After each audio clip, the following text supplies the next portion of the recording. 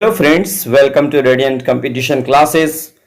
और मैं आज आप लोगों के समक्ष सेट नंबर 8 लेकर उपस्थित हूं। और ये सचिवालय सहायक यानी कि सीजीएल थर्ड 67वीं बीपीएससी री एग्जाम और प्रधान शिक्षक, साथ ही साथ आरआरबी सीबीटी 2 का जो एग्जाम चल रहा है, इन तमाम एग्जाम के लिए यह अति महत्वपूर्ण रहने वाला है। तो इसके पहले यदि 7 सेट आप नहीं देखे हैं तो हमारे प्लेलिस्ट में जाकर जरूर देख लीजिएगा दोस्तों। ये सभी साइंस के सेट दिए जा रहे हैं। उसके बाद फिर आप लोगों को जनरल नॉलेज का जो सेट है वो दिया जाएगा। पहले आप ये साइंस बहुत ही बेहतर कर लीजिए दोस्तों। साइंस का 50-50 सवाल प्रत्येक सेट में दिया गया है। 7 सेट का मतलब है कि 7 पंच 35, 350 सवाल आपको पीछे दिया गया है, जो प्लेलिस्ट में आप जाके देख सकते हैं। तो चलिए आज स्टार्ट करते हैं। सेट नंबर 8 यानी 8वां सेट अभ्यास सेट आपके समक्ष प्रस्तुत है। चलिए देखते हैं पहला सवाल क्या कहता है। पहला सवाल इसमें देखिएगा, भारत में जिप्सम की सर्वाधिक प्राप्ति करने वाला राज्य कौन सा है? ए राजस्थान, बी उड़ीसा, सी झारखंड और डी उपर्युक्त में से कोई नहीं। इसका राइट आंसर होगा दोस्तों ए राजस्थान। यानी राइट आंसर आपका क्या हो जाएगा? ए होगा, राजस्थान होगा। मैं इसके बारे में थोड़ा सा डिटेल्स डिस्कशन भी कर लूं। जैसे देखिएगा कि जिप्सम क्या है। जिप्सम का उत्पादन राजस्थान और तमिलनाडु में किया जाता है। यानी कि राजस्थान और तमिलनाडु में जिप्सम बड़ी पैमाने पर इसका उत्पादन होता है। दूसरे नंबर पर देखिएगा बॉक्साइट उड़ीसा झारखंड में होता है, यानी उड़ीसा में या ओडिशा जो ऑप्शन है इसमें क्या होता है, ओडिशा में जो है ये ओडिशा में बॉक्साइट का उत्पादन बड़े पैमाने पर किया जाता है। उसके बाद देखिएगा झारखंड आप जानते हैं, झारखंड में भी बॉक्साइट का उत्पादन होता है, साथ ही साथ कोयले का भी उत्पादन यहाँ पे होता है। उसके बाद देखिएगा कि मैग्नीज का उत्पादन ओडिशा और छत्तीसगढ़ में होता है। उसके बाद थोरियम केरल और तमिलनाडु में होता है। डोलोमाइट की आप बात यदि की जाए तो ये ओडिशा और छत्तीसगढ़ में बड़े पैमाने पर होता है, ठीक है, उत्पादन होता है। उसके बाद देखिएगा आज का क्वेश्चन नंबर दूसरा है, प्रकृति में स्वतंत्र अवस्था में पाया जाने वाला धातु कौन सी है? ए लोहा, बी चांदी, सी सोना और डी जस्ता। इसका राइट आंसर हो जाएगा प्रचुर मात्रा में जो पाया जाता है, प्रकृति में स्वतंत्र अवस्था में जो पाया जाने वाला तत्व है, राइट आंसर हो जाएगा सी। यानी कि देखिएगा ये राइट आंसर सी होगा। यानी कि 2 नंबर का सी सोना प्रकृति में स्वतंत्र अवस्था में पाई जाने वाली कौन सी धातु है? तो राइट आंसर क्या हो जाएगा दोस्तों? सोना हो जाएगा, ठीक है। चलिए उसके बाद हम लोग देख लेते हैं अगला नंबर का सवाल। तीसरा नंबर का देखिएगा, तीसरा नंबर का सवाल कह रहा है कि ग्रहों की गति का नियम किसने प्रतिपादित किया था? ये न्यूटन, बी केपलर, सी गैलीलियो और डी कॉपरनिकस। इसका राइट आंसर होगा ग्रहों का गति का नियम जो है, ग्रहों की गति का नियम केपलर ने दिया था। यानी कि जैसे देखिएगा सूर्य एवं उसके चारों ओर भ्रमण करने वाले जो ग्रह, उपग्रह, धूमकेतु, उल्काएं एवं क्षुद्र ग्रह संयुक्त रूप से सौर मंडल के नाम से जाने जाते हैं, ठीक है। उसके बाद देखिए पृथ्वी अपनी धुरी पर घूमती है और ये ग्रह तथा अन्य पिंड सूर्य के चारों ओर घूमते हैं। इस सिद्धांत का प्रतिपादन कॉपरनिकस ने किया था। यह भी बात आप याद रख लीजिएगा। पृथ्वी को सूर्याताप का 2 अरबवां भाग मिलता है। सूर्य ग्रहण के समय सूर्य के दिखाई देने वाले भाग को कोरोना के नाम से जाना जाता है और कोरोना से एक्स रे उत्सर्जित होता है। इसे सूर्य का मुकुट भी कहा जाता है। कभी कभी आपको ये क्वेश्चन पूछा जाता है कि सबसे बड़ा क्षुद्र ग्रह कौन सा है? तो राइट आंसर होगा सेरस। तो इतना सारा एक्सप्लेन हम लोग यहाँ पे किए, एक्सप्लेनेशन देखे। अब हम लोग देखते हैं चौथा नंबर का सवाल कि दाब बढ़ाने पर बर्फ का गलनांक घटता है, बढ़ता है, अपरिवर्तित रहता है, और डी नंबर होगा पहले बढ़ता है फिर घटता है। राइट आंसर क्या हो जाएगा दोस्तों? राइट आंसर हो जाएगा ए नंबर होगा। यानी दाब बढ़ाने पर बर्फ का गलनांक जो है वो घट जाता है। यानी 4 नंबर का ए नंबर राइट आंसर होगा। इसके बारे में थोड़ा एक्सप्लेनेशन सुन लीजिएगा दोस्तों कि किसी सतह पर प्रति इकाई क्षेत्रफल पर कार्य कर रहा बल ही दाब कहलाता है। अर्थात दाब बराबर क्या होता है? बल बाई क्षेत्रफल होता है। दाब एक अदिश राशि है, चूंकि इसमें परिमाण नहीं होता है, ये दिशा नहीं होता है, परिमाण तो होता है, ठीक है। उसके बाद देखिएगा गर्म करने पर जिन पदार्थों का आयतन बढ़ता है, दाब बढ़ाने पर उसका गलनांक भी बढ़ जाता है। ठीक है, जबकि गर्म करने पर जिन पदार्थों का आयतन घटता है, दाब बढ़ाने पर उसका गलनांक कम हो जाता है, जैसे बर्फ हुआ, बिस्मत हुआ, ढलवा, लोहा हुआ। ठीक है, ये सभी क्या होता है, गर्म करने पर इनका आयतन घटता है, इसलिए दाब बढ़ाने पर इसका गलनांक कम हो जाएगा दोस्तों। ठीक है, उसके बाद देखिएगा 5 नंबर का सवाल। देखिए 5 नंबर क्या कह रहा है कि 1.5 मीटर लंबे व्यक्ति को अपना संपूर्ण प्रतिबिंब देखने के लिए आवश्यक दर्पण की न्यूनतम लंबाई होगी। हमेशा याद रखिएगा, इसके बारे में एक कंसेप्ट है कि जितना व्यक्ति लंबा होगा तो दर्पण उसका आधा होना चाहिए। तो 1.5 का आधा कितना हो जाएगा दोस्तों, आप समझ ही गए होंगे। इसका राइट आंसर क्या हो जाएगा, यानी 5 नंबर का राइट आंसर आपके समझ में आ गया होगा। राइट आंसर हो जाएगा, ये 1.5 का आधा कितना होता है, 0.75। तो राइट आंसर हो जाएगा इसका बी नंबर। यानी कि 5 नंबर का एक्सप्लेनेशन यदि देख लीजिएगा कि समतल दर्पण में वस्तु का पूर्ण प्रतिबिंब देखने के लिए दर्पण की लंबाई वस्तु की लंबाई की कम से कम आधी होनी चाहिए। तो राइट आंसर क्या हो गया, बी हो गया। ठीक है, उसके बाद देखिए अगला सवाल है, विद्युत परिपथ में फ्यूज का कार्य होता है, यह विद्युत धारा को कम या ज्यादा करता है, विद्युत परिपथ की रक्षा करता है, सी विभवांतर को नियंत्रित रखता है, और प्रयुक्त सभी। राइट आंसर हो जाएगा 6 का बी, यानी कि क्या करता है, विद्युत परिपथ की रक्षा करने का काम करता है ये फ्यूज। और फ्यूज हमेशा श्रेणी क्रम में लगाया जाता है, बाकी जबकि घर का सभी के सभी जो बल्ब हुआ, पंखा हुआ, सभी के सभी समांतर क्रम में रहता है दोस्तों, लेकिन फ्यूज श्रेणी क्रम में रहता है। चलिए नेक्स्ट हम लोग देख लेते हैं 7 नंबर का सवाल। देखिए फिगर दिया गया है, इसमें क्या किया गया, R1 है। ठीक है, चित्र में प्रदर्शित आंख में कौन सा दोष है, निकट दृष्टि दोष, दूर दृष्टि दोष, उपयुक्त दोनों, डी उपयुक्त में से कोई नहीं। इसका राइट आंसर क्या हो जाएगा, 7 नंबर का ए हो जाएगा। यानी कि देखिएगा निकट दृष्टि दोष, चूंकि प्रतिबिंब यहाँ पे बन रहा है। ठीक है, चलिए अब इसका एक्सप्लेनेशन थोड़ा सा हम लोग देख लेते हैं। जो निकट दृष्टि दोष होता है, यानी इसको मायोपिया के नाम से भी जाना जाता है, से ग्रसित व्यक्ति नजदीक की वस्तु को देख लेता है। देखिए निकट दृष्टि दोष, जबकि इसका अपोजिट होता है, निकट की वस्तु को देख लेता है परंतु दूर स्थित वस्तु को देख नहीं पाता है। इसमें लेंस की गोलाई बढ़ जाती है, फोकस दूरी घट जाती है और लेंस की क्षमता बढ़ जाती है। इस कारण वस्तु का प्रतिबिंब रेटिना पर न बनकर रेटिना के आगे बन जाता है, यानी ये रेटिना है, रेटिना के आगे यहाँ प्रतिबिंब बन जाता है। ये बात आप याद रख लीजिएगा। ठीक है, इसलिए क्या होता है कि यहाँ पर ये निकट दृष्टि दोष दिखाया गया है, यानी निकट दृष्टि दोष के निवारण के लिए अवतल लेंस का प्रयोग किया जाता है। ये भी बात आप याद रख लीजिएगा दोस्तों। ठीक है, उसके बाद हम लोग देखते हैं कि 8 नंबर का सवाल। 8 नंबर में भी एक फिगर दिया हुआ है, इसमें देखिएगा चित्र में प्रदर्शित प्रतिरोधों में अ एवं ब के बीच तुल्य प्रतिरोध होगा। तो 8 नंबर का राइट आंसर क्या हो जाएगा दोस्तों, ये होगा आपका 5 ओम होगा। यानी कि अब जैसे देखिए ऐसा क्यों होगा, हम देखिए श्रेणी क्रम में संयोजित प्रतिरोधों का समतुल्य प्रतिरोध समस्त प्रतिरोधों के योग के बराबर होता है। तो बराबर जब होगा तो देखिएगा, तो इसमें देखिएगा योग बराबर होता है और समांतर क्रम में संयोजित प्रतिरोधों के समतुल्य प्रतिरोध का व्युत्क्रम उनके प्रतिरोधों के व्युत्क्रम के योग के बराबर होता है। तो इसके लिए इसका राइट आंसर क्या हो जाएगा, 8 नंबर का जो राइट आंसर होगा दोस्तों ये होगा 5 ओम होगा। चलिए उसके बाद देखिएगा धावन सोडा। अब देखिएगा बहुत ही इंपॉर्टेंट क्वेश्चन है, धावन सोडा। इसमें क्या होगा, इसका सूत्र potassium dichromate, sodium sulphate, potassium bicarbonate, sodium carbonate.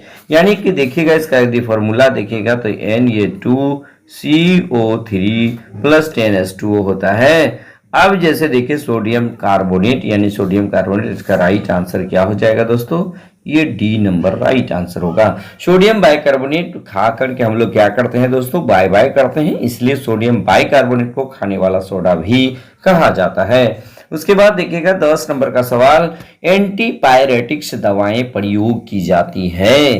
Right answer क्या हो जाएगा दोस्तों, यानी कि शरीर के ताप को घटाने के लिए इसका प्रयोग किया जाता है। यानी एंटीपायरेटिक्स का प्रयोग शरीर के ताप को घटाने में किया जाता है। अगला सवाल देखिएगा, यदि दूध से क्रीम को अलग कर लिया जाए तो दूध का घनत्व क्या होगा, तो दूध का घनत्व याद रखिएगा हमेशा कि ये दूध का घनत्व बढ़ जाएगा, यानी दूध से क्रीम को अलग कर लिया जाए तो दूध का घनत्व क्या होगा, बढ़ जाएगा दोस्तों। ठीक है, उसके बाद देखिएगा 12 नंबर का सवाल, इसमें पाश्चुकरण में क्या होता है, 70 डिग्री सेंटीग्रेड पर 60 डिग्री, 62 डिग्री पर 30 डिग्री। तो इसका राइट आंसर देखिएगा दोस्तों 12 नंबर का बी नंबर होगा। याद रखिएगा, मैं सारा ऑप्शन इसलिए नहीं पढ़ रहा हूं कि इससे समय ज्यादा लग जा रहा है। यानी कि देखिए पाश्चुकरण में 62 डिग्री सेंटीग्रेड पर 30 मिनट अगर उबाला जाता है तो इसका पाश्चुकरण हो जाता है। ठीक है, सर्वप्रथम जीवाणु की खोज किसने किया था, तो आप देख ही रहे हैं, इसका बहुत अच्छी तरह से जान रहे हैं, एंटोइन ल्यूवेनहॉक ने सबसे पहले जीवाणु का खोज किया था। जबकि रॉबर्ट कोच ने क्या किया था, हैजे के टीके का खोज किया था। पास्चर ने क्या किया था, ये पास्चर जो है, ये पास्चर ने टीबी का चिकित्सा के बारे में बताया था। उसके बाद देखिएगा अगला नंबर का सवाल, 14 नंबर का सवाल देखिए, बहुत ही आसान सवाल दिया है। सामान्य पुरुष का रक्त दाब 120/80 होता है दोस्तों, याद रखिएगा कितना होता है, 120/80, यानी राइट आंसर जो होगा 14 का ए होगा। उसके बाद जीवन की उत्पत्ति किस काल में हुई थी, Mesozoic, Devonian, Cenozoic, pre Cambrian. Right answer 15 number का डी, यानी प्री कैम्ब्रियन में हुआ था। ये बात आप याद रख लीजिएगा दोस्तों। ठीक है, उसके बाद देखिएगा ग्लाइकोजेन का संचय कहाँ पे होता है, तो इसका राइट आंसर क्या हो जाएगा दोस्तों, 16 नंबर का सी, यानी कि देखिएगा 16 नंबर का राइट आंसर सी हो जाएगा। ये यकृत एवं पेशियों में होता है, ग्लाइकोजन का संचय यकृत एवं पेशियों में होता है। उसके बाद 17 नंबर में देखिए निम्नलिखित में से कौन सा युग्म सही है, तो 17 नंबर का डायरेक्ट आंसर देखिए दोस्तों 17 नंबर का बी, यानी जिब्रेलिन जो है एक पादप हार्मोन है। ये याद रख लीजिएगा, इसको बार बार पढ़िएगा, निश्चित रूप से आपको याद हो जाएगा। निम्न में से किस में रक्त नहीं होता है किंतु श्वसन करता है, 18 नंबर का राइट आंसर हो जाएगा सी, यानी कि ऐसा ऑप्शन हाइड्रा है। हाइड्रा में क्या होता है, रक्त नहीं होता है लेकिन यह शोषण करता है। उसके बाद देखिए 19 नंबर का सवाल, कंप्यूटर हार्डवेयर जो कि सिलिका से बनता है आंकड़ों की बहुत अधिक मात्रा को भंडार में रख सकता है, क्या कहलाता है, 19 नंबर का बी, ये राइट आंसर होगा, चिप कहलाता है दोस्तों। इसमें आंकड़ों का भंडार बहुत अधिक होता है और ये सिलिकॉन से बना होता है और इसका खोज ये किल्वी ने किया था, जे.एस. किल्वी ने इसका खोज किया था, याद रखिएगा। ठीक है, उसके बाद देखिएगा एड्स विषाणु, ठीक है, एड्स का विषाणु इनमें से किसकी वृद्धि को प्रभावित करता है, राइट आंसर होगा इसका रक्त में टी कोशिकाओं को प्रभावित करता है। उसके बाद देखिएगा अगला नंबर का सवाल, अगला नंबर का सवाल 21 नंबर का सवाल देखिएगा दोस्तों कि स्वतः चालित गाड़ियों में लगे हुए ब्रेक में किस प्रकार की व्यवस्था होती है, राइट आंसर होगा 21 नंबर का ए नंबर होगा, हाइड्रोलिक ब्रेक, यानी कि हाइड्रोलिक व्यवस्था होती है। वस्तु की मात्रा बदलने पर अपरिवर्तित रहता है, क्या अपरिवर्तित रहता है, राइट आंसर होगा 22 का डी, यानी घनत्व जो है अपरिवर्तित रहता है दोस्तों, ये याद रख लीजिएगा। ठीक है, 23 नंबर का सवाल देखिएगा दोस्तों, 23 नंबर में क्या कह रहा है, 23 नंबर का सवाल है केल्विन तापमापी में बर्फ का गलनांक होता है, केल्विन तापमापी में बर्फ का गलनांक कितना होता है दोस्तों, 273 केल्विन होता है, आप इसको याद रख लीजिएगा। प्रति चुंबकीय पदार्थ का उदाहरण है, 24 नंबर का डी सही होगा, यानी प्रति चुंबक का उदाहरण मरकरी है। उसके बाद देखिएगा अगला नंबर का सवाल 25 नंबर का सवाल देखिएगा, 25 नंबर क्या कर रहा है, रेशम का कीड़ा अपने जीवन चक्र के किस अवस्था में वाणिज्यिक तंतु पैदा करता है, राइट आंसर देखिएगा दोस्तों 25 नंबर का बी, यानी कि 25 नंबर का देखिएगा, 25 नंबर का राइट आंसर क्या हो जाएगा, डिंबक, यानी कि 25 नंबर का जो है आंसर क्या हो जाएगा दोस्तों, 25 नंबर का जो है डिंबक होता है, यानी कि डिंबक इसको क्या कहते हैं,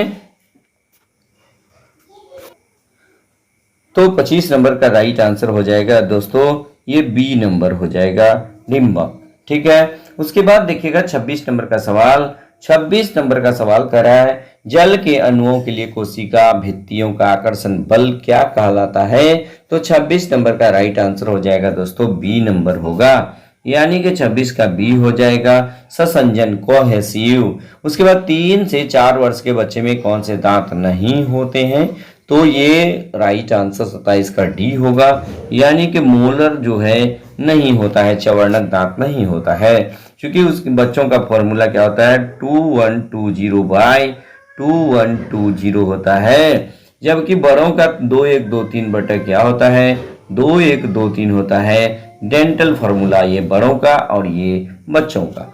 चलिए उसके बाद देखिएगा दांत 4 प्रकार का होता है, कृंतक, रत्नक, अग्रचवर्णक और चवर्णक। कृंतक, रत्नक, अग्रचवर्णक और चवर्णक 4 प्रकार के दांत होते हैं दोस्तों। जीवाणु जो दलहनी पौधों की जड़ में निवास करता है, राइट आंसर 28 का सी हो जाएगा, ये राइजोबियम इसका राइट आंसर होगा। ठीक है, ये नाइट्रोजन स्थिरीकरण का काम करता है और पौधे नाइट्रोजन नाइट्रेट के रूप में ही ग्रहण करता है, ये भी बात आप याद रख लीजिएगा दोस्तों। ठीक है, उसके बाद किस जीवधारी द्वारा उत्पन्न एक यौगिक जो दूसरे सूक्ष्म जीवों की वृद्धि को रोकता है क्या कहलाता है? राइट आंसर हो जाएगा प्रतिजैविक कहलाता है, एंटीबायोटिक कहलाता है, ये भी बात आप याद रख लीजिएगा दोस्तों। ठीक है, उसके बाद देखिएगा 30 नंबर का सवाल। 30 नंबर का सवाल क्या कहता है?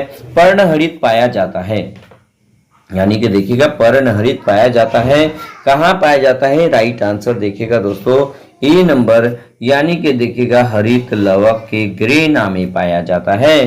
क्लोरोफिल हरित लवक के ग्रेना में पाया जाता है। लाइनेक्स क्या है? 31 नंबर का सवाल देखिएगा।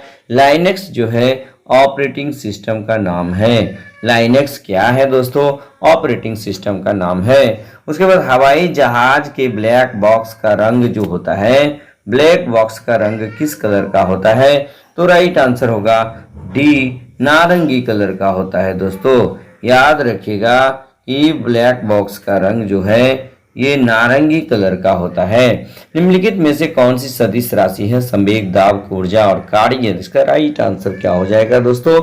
ए नंबर होगा, यानी कि संवेग जो होगा ये सदिश राशि का उदाहरण है। उसके बाद देखिएगा 35 नंबर का सवाल।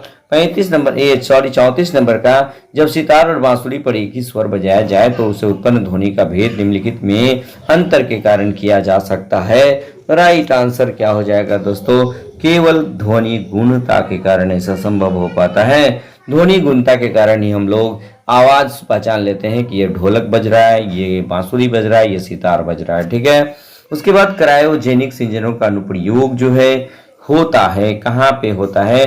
तो रॉकेट प्रौद्योगिकी में होता है, ये याद रख लीजिएगा दोस्तों। कहाँ पे होता है? रॉकेट प्रौद्योगिकी में होता है। मोनाजाइट किसका अयस्क है? राइट आंसर होगा थोरियम का अयस्क है। चलिए नेक्स्ट देख लेते हैं 37 नंबर का सवाल। 37 नंबर क्या कर रहा है? निम्न लवणों में से सागरीय जल की लवणता में किसका अधिकतम योगदान होता है? तो राइट आंसर क्या हो जाएगा दोस्तों? 37 नंबर का डी नंबर हो जाएगा, यानी कि सोडियम क्लोराइड जो साधारण नमक होता है इसका मात्रा बहुत अधिक होता है। Calcium sulphate CaSO4, magnesium chloride MgCl2, magnesium sulphate MgSO4 होता है। इनमें से कौन कोलाइड नहीं है? इस टाइप का सवाल लगातार परीक्षा में छप रहा है। 38 नंबर का राइट आंसर क्या हो जाएगा? सी नंबर होगा, यानी कि देखिएगा कोलाइड नहीं है, तो ये सी नंबर इसका राइट आंसर हो जाएगा। यानी आइसक्रीम जो है, ये आइसक्रीम जो है राइट आंसर हो जाएगा। आइसक्रीम कोलाइड नहीं है। उसके बाद देखिएगा 39 नंबर का सवाल। यदि छिछले हैंडपंप से पानी पीने वाले लोगों को नीचे लिखे सभी रोगों के होने की संभावना होगी, यानी कि सिवाय कौन सा रोग नहीं होगा? यानी 39 नंबर का राइट आंसर हो जाएगा फ्लूरोसिस नहीं होगा, बाकी सभी रोग होने की पॉसिबिलिटी होगी। उसके बाद निम्नलिखित में से कौन सा रोग बैक्टीरिया से होता है? राइट आंसर देखिएगा 40 नंबर का ए नंबर होगा, यानी कि तपेदिक जो है बैक्टीरिया से होता है, जबकि पीलिया, मम्स, चेचक ये वायरस के कारण होता है दोस्तों। पीएच संबंधित है। 41 नंबर देखिएगा, इसका राइट आंसर हो जाएगा पीएच हाइड्रोजन के आयन की सांद्रता से संबंधित है। पीएच सोरेनसन ने सबसे पहले पीएच के बारे में बताया था। उसके बाद देखिएगा मानव आंख सर्वग्राही, सुग्राही, सेंसिटिव है किस प्रकाश के लिए? तो देखिएगा 42 नंबर का राइट आंसर हो जाएगा बी, हरे प्रकाश के लिए, यानी हरे प्रकाश के लिए सुग्राही होता है। उसके बाद देखिएगा 43 नंबर का सवाल दोस्तों। 43 नंबर का सवाल क्या कह रहा है कि गन मेटल किसका अयस्क होता है। गन मेटल किसका अयस्क होता है। राइट आंसर देखिएगा, ये गन मेटल तांबा, टीन और जिंक का अयस्क होता है। निम्नलिखित में से कार्बन की मात्रा का सही अवरोही क्रम ज्ञात कीजिए दोस्तों। तो राइट आंसर देखिएगा 44 नंबर का राइट आंसर हो जाएगा, ए नंबर होगा, यानी कच्चा लोहा, ढलुआ लोहा और मृदु लोहा। ये कार्बन की मात्रा, यानी कि कार्बन की मात्रा का सही अवरोही घटता क्रम, यानी सबसे ज्यादा कच्चा लोहा में, उसका ढलुआ, उसके बाद मृदु इस्पात में। चलिए उसके बाद देखिएगा 45 नंबर का सवाल। 45 नंबर का सवाल देखिएगा दोस्तों कि निम्न में से कौन सा सर्वाधिक अस्थायी तत्व होता है। तो अस्थायी तत्व यदि सर्वाधिक के बारे में बात की जाए तो इसका राइट आंसर हो जाएगा 45 का डी, ये सीसा होता है दोस्तों, ठीक है। उसके बाद देखिएगा 46 नंबर का सवाल। 46 नंबर क्या कह रहा है कि किसी कमरे में एक कोने में सेंट की खुली शीशी रख देने से उसकी खुशबू कमरे में सभी भागों में फैल जाती है, ऐसा किसके कारण संभव हो पाता है। तो राइट आंसर हो जाएगा सी नंबर, यानी विसरण के कारण ऐसा संभव हो पाता है। उसके बाद 47 नंबर का सवाल देखिएगा, मानव शरीर में विटामिन ए संचित होता है यकृत में, तिल्ली में, उदर में, अमाशय में। राइट आंसर हो जाएगा ए नंबर में, यानी कि लीवर के अंदर जो है विटामिन ए संचित होता है। उसके बाद संचार उपग्रह किस वायुमंडल स्तर में स्थित होता है। तो राइट आंसर होगा आयनोस्फीयर, यानी आयन मंडल में उपस्थित होता है, ठीक है। आयन मंडल में आयनों की प्रधानता पाई जाती है जो ध्वनि तरंगों को अपने से ऊपर नहीं जाने देती है, वहीं से टकराकर ये पुनः पृथ्वी पर लौट आती है। उसके बाद देखिएगा 49 नंबर का सवाल, नेफ्रोमीटर से निम्न में किसका मापन किया जाता है। वर्षा की मात्रा, बादलों की दिशा एवं गति, सागरीय लवणता की मात्रा और उपरोक्त सभी। इसका राइट आंसर क्या हो जाएगा, 49 का बी होगा, यानी कि देखिए बादलों की दिशा एवं गति। उसके बाद देखिएगा निर्वात में प्रकाश की चाल कितनी होती है। 50 नंबर का देखिएगा सी 3 गुना 10⁻8 मीटर प्रति सेकेंड होती है दोस्तों, ये भी बात आप याद रखिएगा, यानी कि निर्वात में प्रकाश की चाल 3 गुना 10⁻8 मीटर प्रति सेकेंड पाई जाती है, ये भी बात आप याद रख लीजिएगा, ठीक है। यानी और इसके बारे में यदि देखा जाए तो प्रकाश का वेग जो है सबसे पहले रोमर ने ज्ञात किया था, ये भी बात आप याद रख लीजिएगा, ठीक है। तो ये आज हम 50 कंप्लीट किए हैं सेट नंबर 8 के तहत। तो आपको वीडियो कैसा लगा, यदि वीडियो अच्छा लगा तो लाइक, शेयर और कमेंट जरूर कीजिएगा। यदि पहली बार हमारे चैनल पे आए हैं तो इसे सब्सक्राइब कर लीजिएगा, बेल आइकन दबा दीजिएगा ताकि हमारा हर लेटेस्ट वीडियो आप तक आसानी से पहुंच सके, ठीक है। बस आज के वीडियो में इतना ही, धन्यवाद।